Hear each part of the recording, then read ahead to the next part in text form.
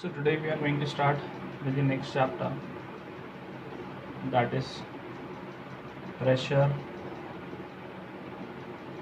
and its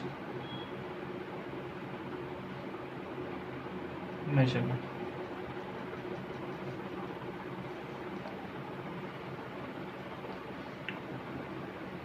So in that we need to know the fluid pressure at a point. To understand fluid pressure, you need to understand the diagram. In this we are considering a fluid element. एक छोटा सा fluid element अपन ले रहे हैं, ठीक है. Suppose its area is dA and whatever the force is acting on it, it is dF. So your fluid pressure for this small element, it is nothing but what? It is the force per unit area. Okay, so if you want to find out pressure at any point, it can be given by what? Pressure equals to what? Force per unit area. The unit for pressure becomes, the force area is Newton and area is in meter square. So this is all about fluid pressure. So it can be say as this, we can say it as a pressure or an intensity of pressure. Okay, after this we will see very important Pascal law. Okay, so Pascal, it states that the pressure or intensity of pressure in a static fluid is same in all direction. So what does Pascal say is that the pressure or the intensity of pressure in a static fluid is same in all direction. For understanding this, I am drawing a small fluid element of a triangular shape. Let us give it name A, B and C. This side we are considering as dx, this side we are considering as dy, this side we are considering as ds. Okay, so we have three directions. One is your x direction, one is your y direction and other is your z direction. Okay, these are the three directions. So what is Pascal saying? That the pressure in this direction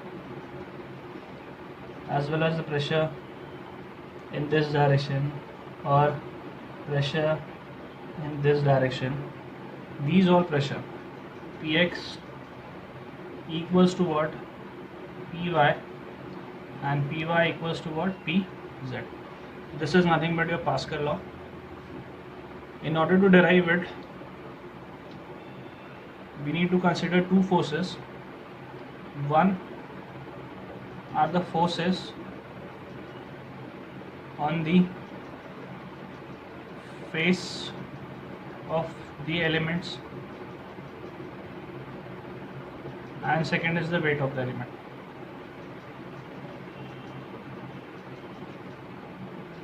Okay, अब यहाँ पे अपन कौन सा formula use करेंगे? ये दो force अपने को ज़रूरत पड़ने वाली है. इसमें अपन कौन सा फार्मूला यूज़ करेंगे? सेम प्रेशर का फार्मूला यूज़ करेंगे. प्रेशर अपने को नोन है प्रेशर क्या होता है, फोर्स अपॉन एरिया। तो अगर अपने को फोर्स निकालना है तो फोर्स कैसे निकलेगा, force is nothing but pressure into area. तो यहाँ पे फोर्सेस निकालने का है ऑन द एलिमेंट। इसमें एक और चीज़ मैं बताना भूल गया आपको कि आपका जो भी एलिमेंट है उसका जो विड्थ है, width of the element is taken as unity, मतलब कितना लिया जा रहा है उसको 1। तो अब यही जो चीज़ है अपने को यूज़ करना है, force is equals to what,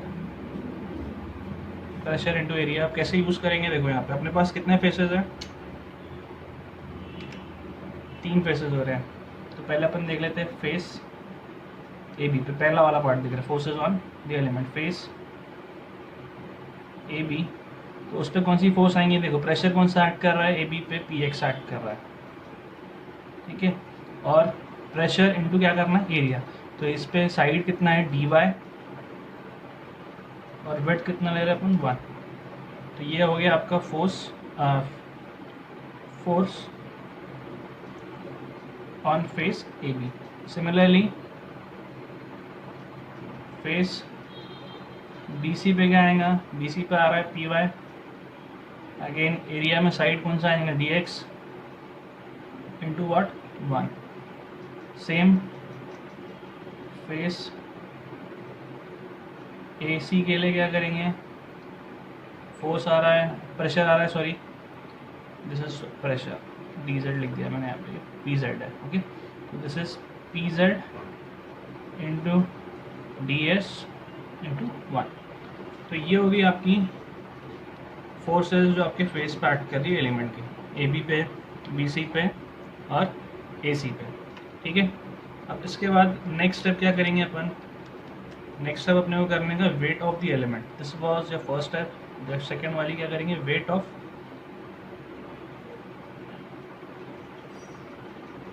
element, ठीक है। अब वेट ऑफ एलिमेंट कैसे निकालेंगे आप,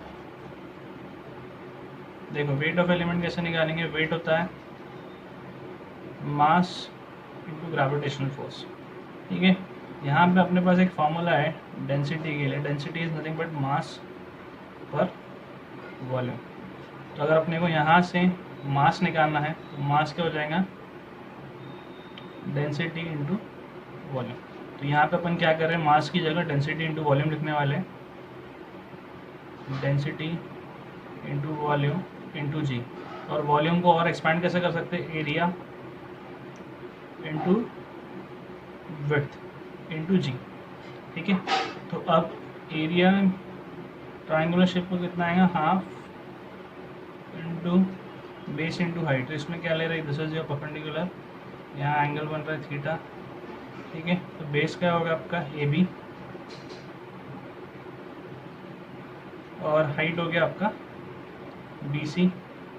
और बच क्या रहा है आपका, रो तो यहाँ पे आ गया था, विड्थ आएगा आपका 1 और ये हो गया आपका जी, ठीक है। तो ये हो गया आपका वेट। अब अपने को क्या करने का है, फोर्सेस को रिजॉल्व करना है। उसके लिए मैं एक नेक्स्ट दूसरा पेज ले लेता हूँ। अब अपने को क्या करना है, फोर्सेस को रिजॉल्व करना है। तो अपन फोर्स कैसे रिजॉल्व करेंगे, पहली फोर्स जो रिजॉल्व करेंगे अपन, फोर्सेस इन एक्स डायरेक्शन, ठीक है।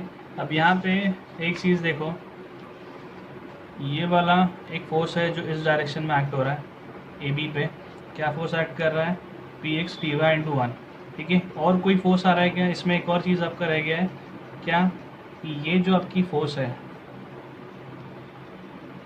ठीक है, कौन सी वाली फोर्स, डी जेड। तो ये आपकी एक इंक्लाइंड फोर्स है।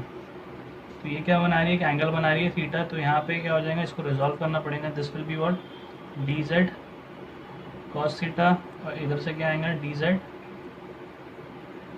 Sorry P Z sine theta, ठीक है। तो अब जब एक्स डायरेक्शन की फोर्सेस कंसिडर करें तो एक ये हो गई और एक इधर वाली हो गई, ठीक है, तो उसको अपन लिखेंगे कैसे, फोर्सेज इन एक्स डायरेक्शन कौन सी फोर्स होगी, पहली फोर्स ए बी वाली हो रही थी तो वो कितनी होती, P X into D Y into one minus what, उधर वाली फोर्स कहाँ से आ रही है, राइट की तरफ आ रही है, इसको नेगेटिव लेंगे, P Z cos theta into, अब देखो ये प्रेशर फोर्स थी, इसको अपने को एरिया से मल्टीप्लाई करना पड़ेगा, तो कौन से साइड पे आ रहा है, D S into one equals to what, 0। अब ये एक्स डायरेक्शन पे फोर्सेस हो गई, ये कॉस थीटा को अपने को क्या करना पड़ेगा, रिजॉल्व करना पड़ेगा, तो कॉस थीटा को रिजॉल्व कैसे करेंगे, ठीक है, ये आपका थीटा है, this is angle 90 degree, A B C ये हो गया आपका, तो कॉस थीटा, हाँ एक और चीज़, ये क्या था अपना D X, this was D Y, और ये जो है आपका डी एस है, ठीक है। तो कॉस थीटा के लिए अपन क्या करेंगे, बेस अपॉन हाइपोटेनस, तो बेस अपन किसको ले रहे हैं, ए बी को, हाइपोटेनस किसके ले रहे हैं अपन, ए सी को, तो इनके जो टर्म्स है वो लिख दो आप, कॉस थीटा के आपका ए बी क्या हो रहा है, A B is nothing but D Y, और ए सी क्या हो रहा है आपका, डी एस। अब ये कॉस थीटा को अपन क्या करेंगे, यहाँ पर रिप्लेस करेंगे, तो क्या हो रहा है, P X into D Y into one minus P Z into D Y by D S into D S into one equals to 0। अब देखो ये डी एस कैंसिल हो रहा है, यहाँ पे डी वाई कॉमन है, यहाँ पे भी डी वाई कॉमन है, तो इसको कॉमन कर लेते हैं, डी वाई बच के आ रहा है P X minus P Z equals to 0। ये डी वाई नीचे जाएगा तो भी क्या हो गया, 0 बच के आ रहा है अपने पास, P X minus P Z equals to 0। तो अल्टीमेटली अपने पास क्या बच रहा है, पी एक्स, इसको उधर लेके चले हो, पी जेड, तो this is your first equation. अब ऐसे ही अपने को क्या करना है, वाई डायरेक्शन की फोर्सेस को रिजॉल्व करना है, तो फोर्सेस इन वाई डायरेक्शन, अब कौन सी फोर्सेस वाई डायरेक्शन वाली है, देखो ये वाली एक फोर्स है जो ऊपर की तरफ जा रही है, ठीक है, यहाँ पे एक फोर्स आने वाली, बी सी वाले फोर्स कितना आ रहा था फेस पे, P Y into D X into Y, ये एक हो गया, एक ये जो इंक्लाइन को अपन ने रिजॉल्व किए उसका भी एक फोर्स आ रहा है नीचे की तरफ, डी जेड साइन थीटा, ठीक है, और एक और एलिमेंट आएगा that will be your weight नीचे की तरफ, ठीक है, तो 3 फोर्सेज आ रही है नीचे की तरफ, उसको भी लिख लेते हैं, ठीक है। पहली फोर्स कौन सी है, फेस बी सी पे जो फोर्स आ रही थी वो कौन सी थी, P Y into D X into one, okay, minus D sorry P Z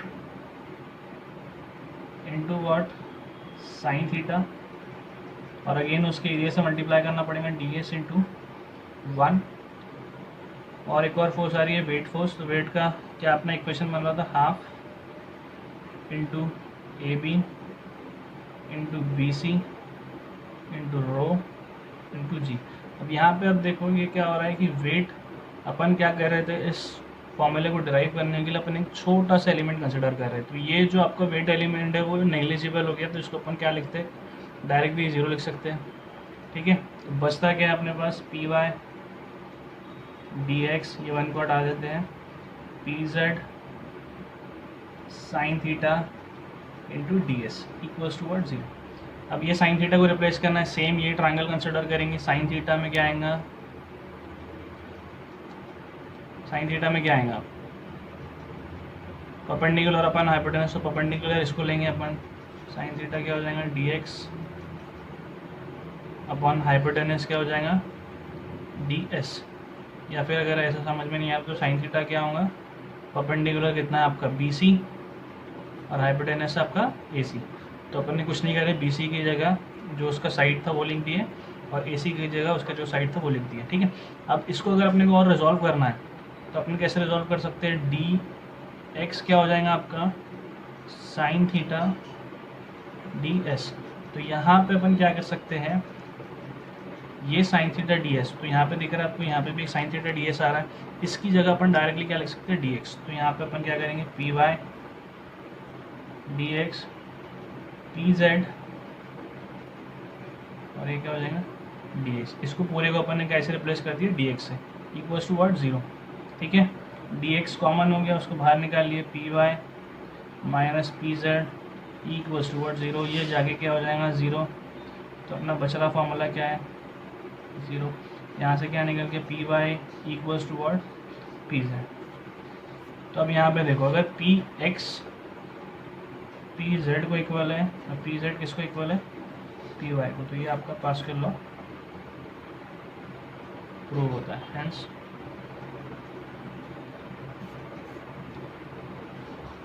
hope ये आपको समझ में आया होगा।